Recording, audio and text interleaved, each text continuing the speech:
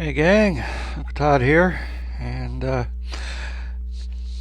have to admit, I was not really that interested in seeing The Fall Guy.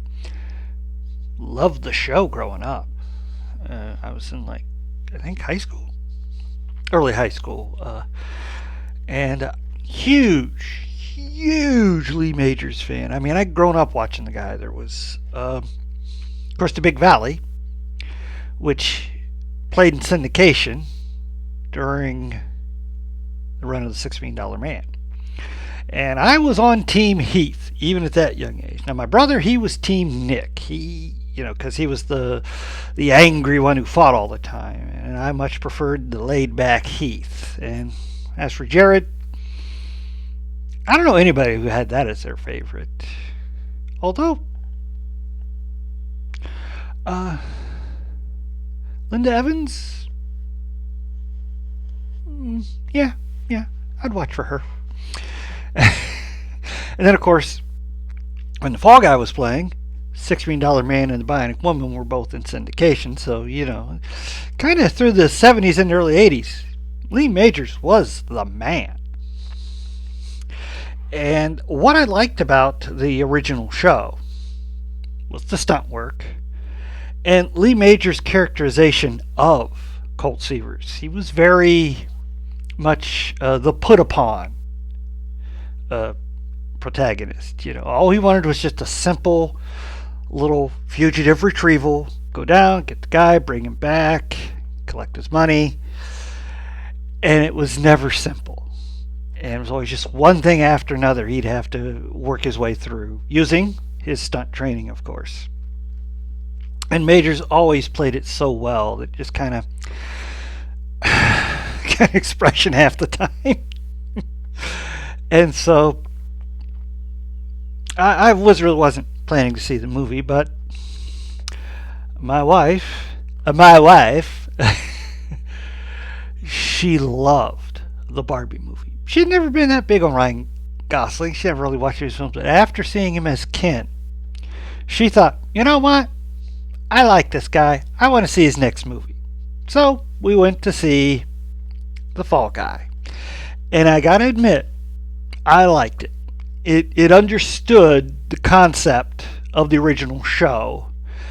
And Gosling understands the characterization of Colt Seavers. I mean, it's not like he's caricaturing Lee Majors, but he understood the whole put upon thing where, as it starts out, he's a stuntman and he's in love with a camera operator played by Emily Blunt, and his egotistical star he doubles for has complaints that the last stunt done, you could see Colt's face. Obviously a stuntman. So they're going to reshoot it. You're going to reverse the rig for his fall so that he falls backwards. And there's a mishap and he breaks his back. Cut to a year and a half later. He's healed, but he's kind of disappeared. He's working as a valet. And he's kind of given up on everything. He no longer is dating the camera operator, and he's just kind of existing as opposed to living. And he gets a call from the producer that was on the last film he worked on, and she needs him to do a stunt. Well, he's not in the stunt business anymore. He doesn't really want to do it. Well, the director asked for him personally. Who's the director? His ex-girlfriend, who he still carries a torch for and regrets the way he treated her. So he immediately hops on a plane to Sydney. Can't take a train to Sydney. And shows up. Turns out she didn't ask for him. But he's the best car roll guy in the business or so. So they do the stunts and everything. And then it turns out that's not really why he was called down there. Seems the actor he used to double has disappeared. He's gotten in with some unsavory types. All she needs him to do is go to his apartment or wherever he happens to be, retrieve him, get him back to the set so they can finish the film. This is Jody, who's his ex, It's her big chance. If this film doesn't get made, she will never direct again. Well, Colt can't have that, can he? So, he agrees. He goes to do it. And in Fall Guy fashion, it's just one thing after another until he finds a body on ice.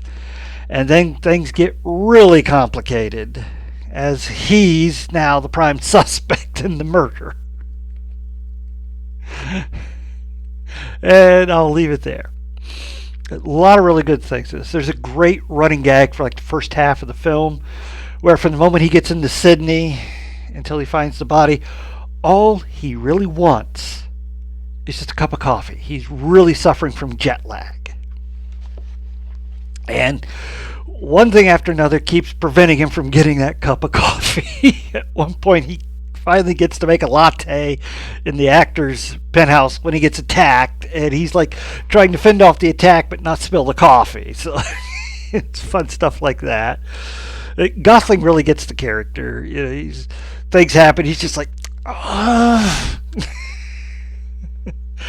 And it does some things that I really like. There's one clever part where the ex-girlfriend, now director, is wanting to pick his brain on the phone, and it's like, you know, what do you think of a split screen?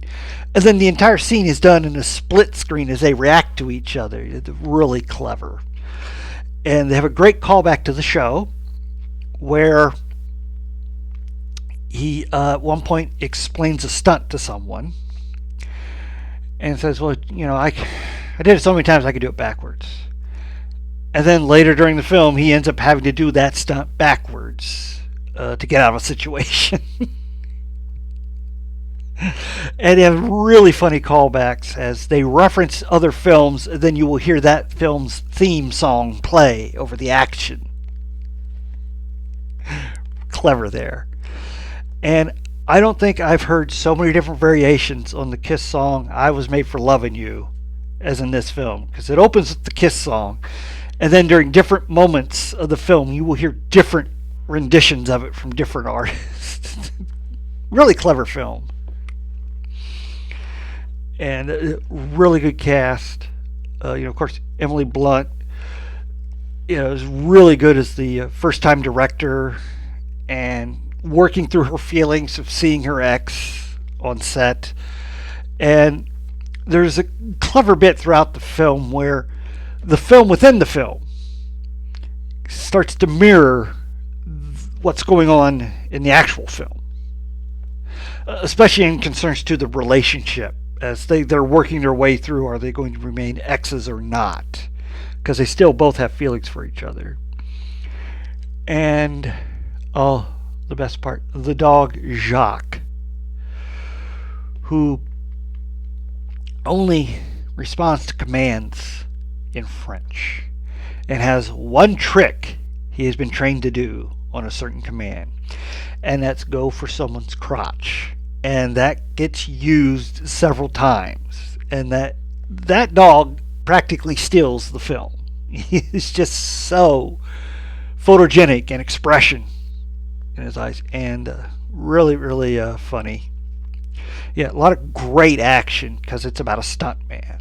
And if you've seen the trailers, that's not even the tip of the iceberg on some of the stuff they do. And a lot of running gags, like they're always mentioning, Hall H at Comic Con. We got to get some footage for Hall H at Comic Con.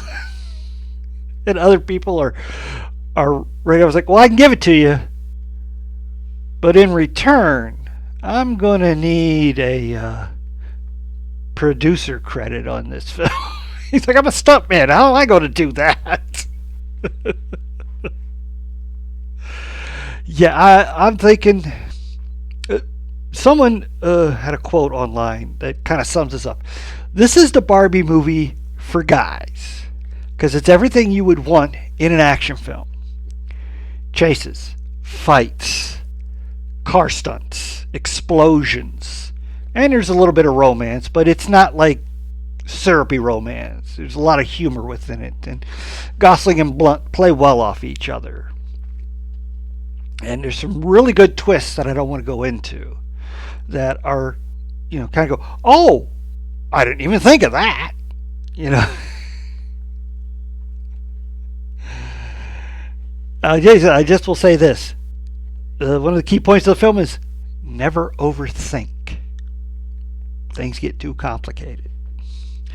Because when you finally get into what is actually going on, you realize, you know, they could have avoided all this with just this simple thing of doing to cover up everything. Instead, they overthink it and make it way more complicated than it needs to be. Now, unfortunately, at the theater, I drank, I only had a small Pepsi Zero. But you know what a small is like in the theater, you know. So when the credits came up, I had to run to the restroom, and I missed Lee Majors and Heather Thomas's cameo in the mid-credits scene. I'm not going to go back to the theater just to catch that. Might see it when it hits streaming. But yeah, that's my bad, because I would have liked to have seen Lee Majors in a cameo. And it's nice they had him and Jodie Thomas in it. Not Bruce Boxleiter. Was it Bruce Boxleiter? Or Max? I can't remember who played his nephew, Howie, in the show.